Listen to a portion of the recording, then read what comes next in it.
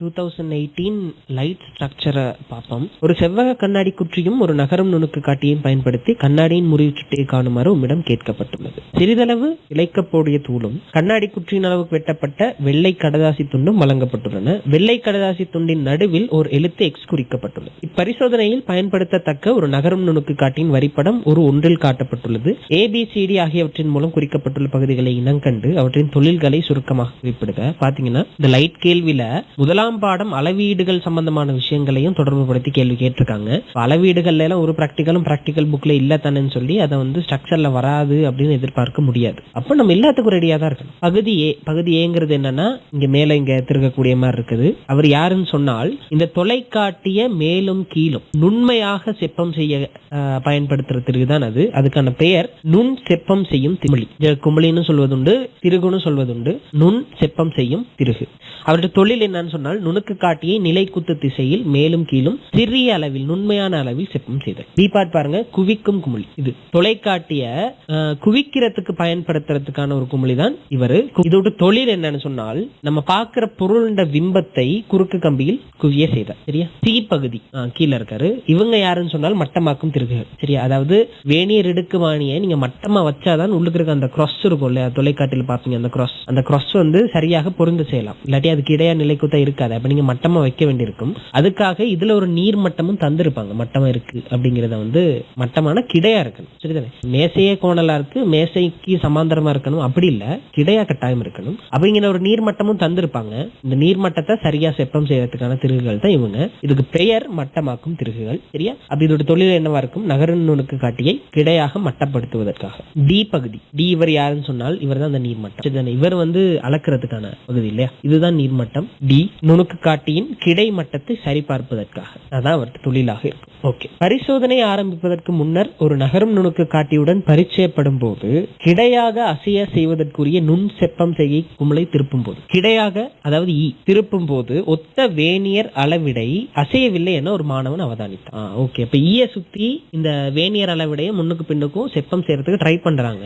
ஆனால் இந்த வேனியர் அளவிடை அசையவே இல்லையா. அதுக்கான காரணம் என்னவா இருக்கும் அப்படிங்கறதான் கேள்வி. என்னன்னு சொன்னால் நீங்க இந்த எஃப் வந்து நீங்க திருகி பூட்டணும். முதல்ல அங்கே ஒரு பூட்டும் திருகு இருக்கும். நீங்க சும்மா அதை லூஸ் பண்ணி வச்சிருப்பீங்களாக இருந்தால் நீங்க ஈய வந்து நீங்க என்னத்தான் அட்ஜஸ்ட் பண்ணாலும் அசைய மாட்டார். நீங்க கையால அந்த சைடும் இந்த சைடும் இந்த பகுதியை ஃபுல்லாவே அசைக்க கூடியதா இருக்கும். லொக்கா இருக்காது. சரியா? ஈஸியா இருக்கும். அங்கிட்ட இங்கிட்ட நீங்க கையாலே அசைக்கலாம். ஆனால் நுண்மையான செப்பம் செய்கைகள் நீங்க கையால செய்ய முடியாது இல்லையா. அந்த டைம் நீங்க என்ன செய்யணும்னு சொன்னால் ஈய திருகிதான் என்ன செய்யணும், நுண்மையான செப்பம் செய்கைகளை செய்ய வேண்டி இருக்கும். ஆனால் ஆல்ரெடி லூஸா இருக்கிறது வந்து நீங்க ஈய சுத்துவதன் மூலம் வந்து நீங்க கண்ட்ரோல் பண்ண முடியாது. அப்ப அதை நீங்க டைட் பண்றதுக்கு எஃப் வந்து சுத்தி டைட் பண்ணணும். சுத்தி டைட் பண்ணும்போது எஃப்பும் இந்த ஈ இருக்க அந்த பாதையும் வந்து லாக் ஆயிரும். எஃப் வந்து நீங்க டைட் பண்ணதுக்கு பிறகு ஈய சுத்தி நுண்மையான செப்பம் செய்கைகளை மேற்கொள்ள முடியும். நீங்க ஒரு 20 சென்டிமீட்டர் இவரை நகர்த்தணும்னு வைங்களேன், 20 இல்லாட்டி 10 சென்டிமீட்டர் இவரை நகர்த்தணும்னு வைங்களேன். இந்த புயம் இருக்குல்ல, அந்த புயத்தை வந்து 10 சென்டிமீட்டர் இங்க நகர்த்தணும். நுண் செப்பம் செய்யும் திருகால நீங்க சுத்திக்கிட்டே இருக்க முடியாது ரொம்ப நேரத்துக்கு இல்லையா. அது கொஞ்சம் தான் நகரும். அதெல்லாம் ரொம்ப நேரம் சுத்திட்டு இருக்க முடியாது. அப்ப என்ன செய்யணும்?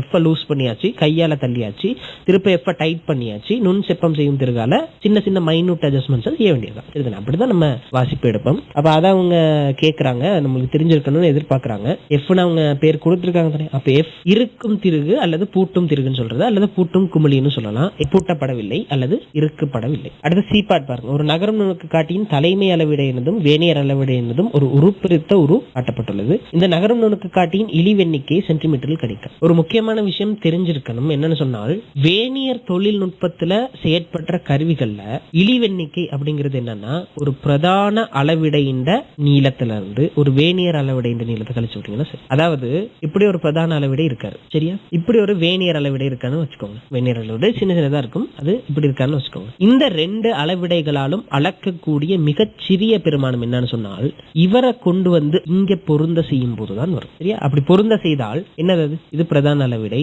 இதுல அந்த முதலாவது அலகு இருக்குல்ல, அது இவரோட பொருந்துது.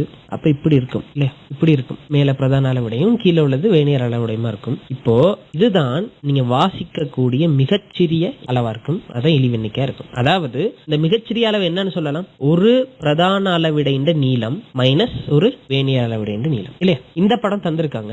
இதுல இருந்து ஒரு பிரதான அளவிடைந்த நீளம் உங்களுக்கு தெரியுது எவ்வளவு, 0.5 மில்லிமீட்டர். 0.5 மில்லிமீட்டர். ஒரு வேணியர் பிரிவை நீங்க காண வேண்டியிருக்கு. என்ன நடக்குதுன்னு பாருங்க. இதுல 1 2 இதுல 10 இங்க ஒரு 20 இதுல ஒரு 4 இல்ல 4ல 4.5 இதுதான் 5ஆவதுன்னு நினைக்கிறேன். 1 2 3 4 4.5 அப்ப 24.5 பிரதான அளவிடைகள் 50 வேணியர் அளவிடையோட பொருந்தது இல்லையா? 50 வேணியர் அளவிடை 24.5 பிரதான அளவிடையோட பொருந்தது. அப்போ ஒரு வேணியர் அளவிடை நீளம் நீங்க காணலாம் தானே, எவ்வளவு 24.5 கீழ் 50 பிரிச்சு விட்டால் உங்களுக்கு ஒரு வேணியர் அளவிடை வரும். இப்ப நம்மளுக்கு தெரியும் இழிவெண்ணிக்கைங்கிறது ஒரு வேணியர் தொழில்நுட்பத்துல வேலை செய்யற கருவியில இழிவெண்ணிக்கை சமன் ஒரு பிரதான அளவிடை மைனஸ் ஒரு வேணியர் அளவிடை. அது வந்து நீங்க பாடமாக்க வேணாம், நீங்க வந்து எப்படி நடக்குதுன்னு விளங்கி வைங்க. விளங்கி வச்சாலும் எப்படிப்பட்ட கேள்வியா இருந்தாலும் நீங்க செய்யலாம். ஒரு பிரதான அளவிடை எவ்வளவு 0.5 மில்லிமீட்டர்ல போடுறேன், சென்டிமீட்டர்ல கேட்டிருக்காங்க, பிறகு மாத்திக்கும்.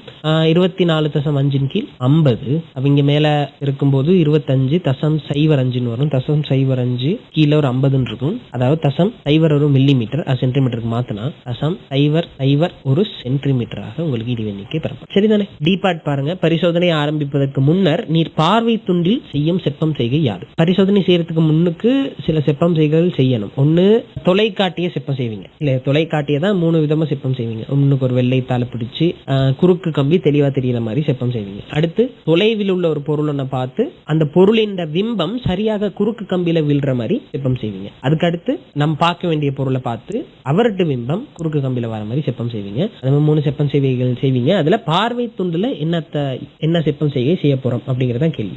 இப்படித்தானே பார்வை துண்டு அப்படிங்கிறது கண்ணை வச்சு பாக்குறது. இப்படித்தான் தொலைக்காட்டி இருக்க போது நான் அதை வரைகிறேன் பாருங்க. அந்த படத்துலயும் தந்திருக்காங்க. இவர் தான் பார்வை துண்டு. இங்கதான் நம்ம கண்ணை வச்சு பார்க்க போறோம். சரியா? ஃபர்ஸ்ட் என்ன செய்வோம்னு சொன்னால் முன்னுக்கு ஒரு வெள்ளைத்தாளை பிடித்து இன்னொரு வெள்ளைத்தாளை பிடித்து கண்ணை வச்சு பார்த்துட்டு இந்த பார்வை துண்டை முன்னுக்கும் பின்னுக்கும் அசைத்து உள்ளுக்கு ஒரு குறுக்கு கம்பி இருக்கும் இல்லையா, ஒரு குறுக்கு கம்பி, அந்த குறுக்கு கம்பி தெளிவாக தெரிகிற மாதிரி இதை செப்பம் செய்யணும். யாராதான் செய்யணும்? ஆல்ரெடி இன்னொருத்தர் செப்பம் செய்து வச்சிருக்கார். சரியா? இப்போ நீங்க போயிட்டு பார்க்க போறீங்க. உங்களுக்கு முன்னுக்கு உங்க ஃப்ரெண்ட் வந்து செப்பம் செய்து வச்சுட்டா நீங்க போயிட்டு பார்க்க போறீங்கன்னா செப்பம் செய்யணுமான்னு கேட்டா செய்யணும். ஏன்னு சொன்னால் ஒவ்வொரு ஆளுக்கும் தெளிவு பார்வை நெளிவு தூரம் வேற வேற இல்ல, எல்லாருக்குமே 25 இருக்காது. அப்போ ஒரு ஆள் வந்து நல்லா செப்பம் செஞ்சுட்டு வருவாரு, ஆனா இன்னொரு ஆள் போயிட்டு பார்த்தா அது தெளிவா இருக்காது, அதாவது மங்கள தெரியும். காரணம் என்னன்னா அவர்கிட்ட தெளிவு பார்வை நெளிவு தூரம் வேறவாக இருக்கும். அப்போ ஒவ்வொரு ஆளுமே இதை செப்பம் செய்யணும், தனித்தனியா நீங்க செப்பம் செய்துதான் பார்க்கணும். சரிதானே? அப்போ இதை நீங்க அந்த பார்வை துண்டை அட்ஜஸ்ட் பண்ணி என்ன செய்வீங்கன்னு சொன்னால் இந்த குறுக்கு கம்பி தெளிவா தெரியற மாதிரி செப்பம் செய்திடணும். செஞ்ச பிறகு பார்வை துண்டை அதுக்கு மேல நீங்க டச் பண்ணவே கூடாது, அசைக்கவே கூடாது. இப்ப குறுக்கு கம்பி தெளிவா தெரிஞ்சிட்டு இருக்கு.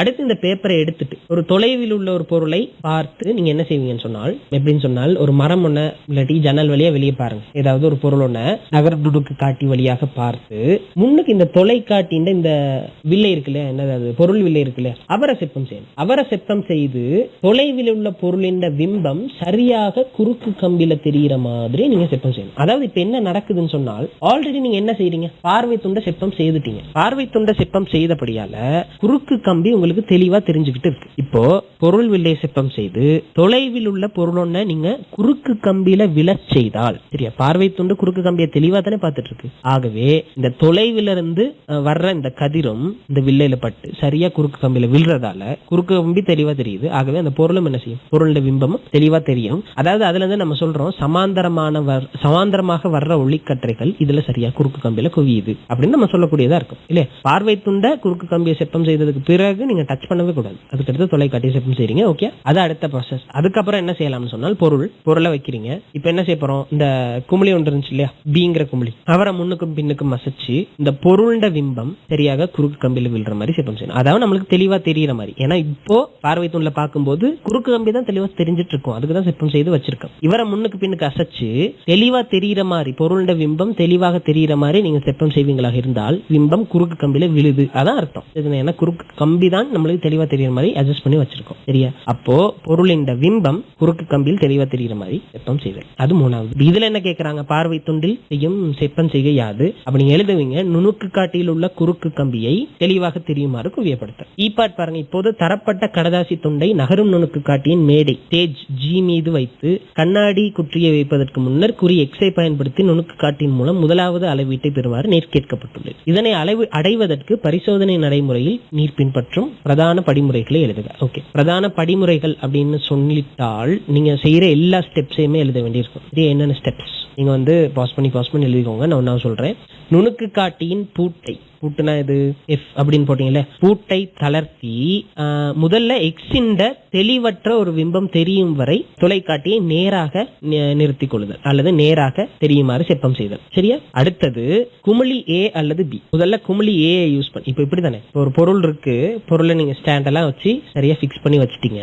அவரை வந்து நுணுக்கு காட்டியில தெரியுற மாதிரி செப்பம் செய்யணும். முதல்ல என்ன செய்வோம், எஃப் தளர்த்திட்டு நுணுக்கு காட்டிய முதல்ல நேருக்கு நேரா கொண்டு வருவோம். நேருக்கு நேரா இருந்தாலும் கூட, சரியா, தொலைக்காட்டி இப்படி நேருக்கு நேரா இருந்தாலும் கூட பொருள் சில வேளை கீழே இருக்கலாம் அல்லது மேல இருக்கலாம். இப்படி இருக்கலாம், நம்ம பார்க்க வேண்டிய இடத்தை விட மேல இருக்கலாம் அல்லது கீழே இருக்கலாம். அப்ப நம்ம என்ன செய்யணும், நுணுக்கு காட்டிய மேல அல்லது கீழே செப்பம் செய்யணும். செப்பம் செய்து சரியா நடுவுல பொருள் இருக்க மாதிரி வச்சுக்கணும். பிறகுதான் நம்ம வாசிப்பு எடுக்கலாம். தொலைக்காட்டிலே தெரியாட்டி நம்ம எப்படி நம்ம பார்த்து வாசிப்பு எடுக்கிறது? அப்ப அதுக்காக இந்த மேல கீழே போயிருக்க அந்த ஷிஃப்ட்டை வந்து நீங்க இல்லாம பண்றதுக்காக குமிழ் ஏ இருக்கு இல்லையா, மேலே இருக்கு, மேல நிலை குத்தாக செப்பம் செய்யும் திருகு, அதை நீங்க செப்பம் செய்து சரியா நுணுக்கு காட்டில தெரியக்கூடிய மாதிரி பொருளை கொண்டு வந்துருவீங்க. சரியா? அது ரெண்டாவது வேலை. அப்ப நீங்க எழுதிக்கோங்க. பின்னர் குமிழி ஏ செப்பம் செய்யப்பட்டு பொருள் முழுமையாக நுணுக்கு காட்டில் தெரியுமாறு செப்பம் செய்யப்படும். அடுத்து என்ன செய்யணும், பொருளை இப்ப போக்கஸ் இல்லாம தான் இருப்பாரு. ஏன், நம்ம சரியான போக்கஸ் பண்ணல. குமிழ் பி தானே போக்கஸ் பண்றதுக்கு இப்படி ஒன்று இருக்கும். அந்த குமிழ் பி ஐ திருகி எக்ஸின் பிம்பம் குறுக்கு கம்பியில் தெளிவாக தெரியுமாறு குவியப்படுத்து. சரியா? அந்த 3 ஸ்டெப்ஸும் நீங்க எழுதுவீங்க. அதான் பிரதான படிமுறைகளாக இருக்கும். சரியா? அடுத்து மேலே எஃப் ஈல் குறிப்பிட்ட அளவீட்டை ஒத்த தலைமை அளவிடையினதும் வேணியர் அளவிடையினதும் உரிய அமைவுகள் கீழே காட்டப்பட்டுள்ளன. அளவீட்டை ஒத்த வாசிப்பை சென்டிமீட்டரில் எழுதுக. ஓகே, அவங்க வந்து படம் தந்திருக்காங்க. இதானே படம் இல்லையா? அதுல சில வேலை கிளியர் இல்லாம இருக்கலாம். ஃபைனல் பேப்பர்ல கிளியரா இருக்கும். புக்ல உள்ளது பிரிண்ட் பண்ற பேப்பர்ஸ் அதெல்லாம் சில வேலை கிளியர் இல்லாம போகலாம். ஃபைனல் பேப்பர்ல நல்ல அக்யூரேட்டா கிளியரா இருக்கும். அப்படி நீங்க வாசிப்பு எடுக்க போறீங்க. வாசிப்பு என்னது, ஒரு வேணியர் தொழில்நுட்பத்துல வேலை செய்யற கருவியின் வாசிப்பு இது எப்படி பெறப்படும்? கடைசியாக கடந்த பிரதான பிரிவு. எவ்வளவு தெரியுதா? இந்த படத்துல பாருங்க, இங்க இதுதான் அந்த கடைசியா 0 வந்து வேணியர் 0 பிரதான அளவிடையில கடைசியாக கடந்த பிரதான பிரிவு. அதை நீங்க பாருங்க எவ்வளவு வருது, 46.5 போல மில்லிமீட்டர்ல போடுறோம். அழகா பாத்துக்கோங்க. ஆக பொருந்தும் வேணியர் அளவிடை பிரிவு எது பொருந்தது சரியாக 43வது பொருந்தது இல்லையா? 43 பொருந்தது. தர இழிவெண்ணிக்கை ஆல்ரெடி கண்டுபிடிச்சு வச்சிருக்கீங்க. மில்லிமீட்டர்ல போடணும், சென்டிமீட்டர்ல போடுறாங்க. சைவர் ஒரு மில்லிமீட்டர். அப்ப இதை கூட்டி எடுப்பீங்களாக இருந்தால் உங்களுக்கு 46.93 வரும். மில்லிமீட்டர்ல வரும். சென்டிமீட்டர்ல எழுதுன்னு சொல்லி இருக்காங்க. ஆகவே 4.693 சென்டிமீட்டர். ஓகே தானே? நீங்க போட்டுக்கலாம். மேலே ஈல் குறிப்பிட்ட முதலாம் அளவீட்டை எடுத்த பின்னர் நீ செய்ய வேண்டிய மற்ற இரு அளவீடுகள் தொடர்பான பரிசோதனை நடைமுறைகளில் உள்ள முக்கிய படிமுறைகள் எழுதுக.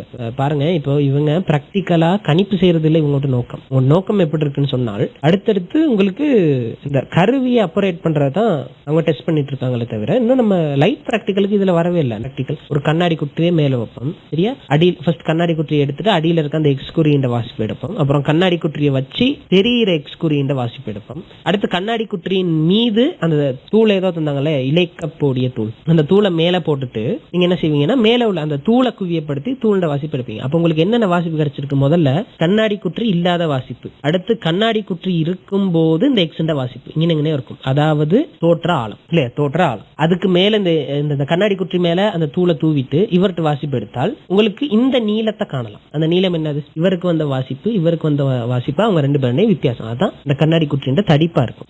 சரியா? இந்த நீளத்தை எடுக்கலாம், அதான் இடப்பெயர்ச்சி. அல்லது இதை எடுக்கலாம் நீங்க. அதே எவ்வளவு? தோற்ற ஆழம். ஏன்னா இந்த வாசிப்பு எடுத்து வச்சிருக்கீங்க. இவங்க 2 பேருக்கும் இடையிலான வித்தியாசம் தோற்ற ஆழத்தை தரும். இவங்க 2 பேருக்கும் இடையிலான வித்தியாசம் உண்மை ஆழத்தை தரும். அதுல இருந்து இந்த கண்ணாடி குட்டியின் முறிவு சுட்டியை நீங்க காணலாம் இல்லையா? அந்த மாதிரி தான் பிராக்டிகல் போகும். அதான் லைட் பிராக்டிகல். அப்ப இதுல உள்ள படிமுறைகள் கேட்கறாங்க. முதல்ல என்ன செய்யணும்?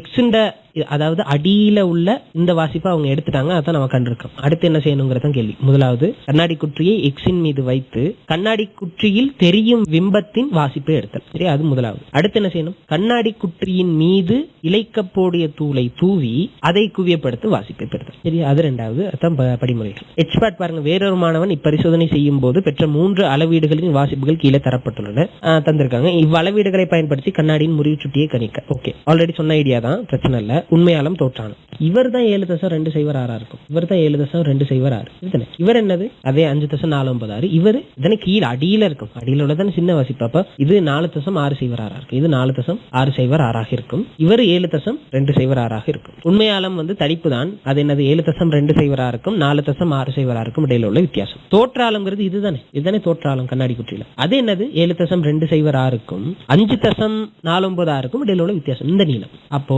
அதையும் நீங்க போட போறீங்க -5.496. அப்ப இதை நீங்க சுருக்கி எடுங்க 1.52 அப்படின்னு விட வரும்.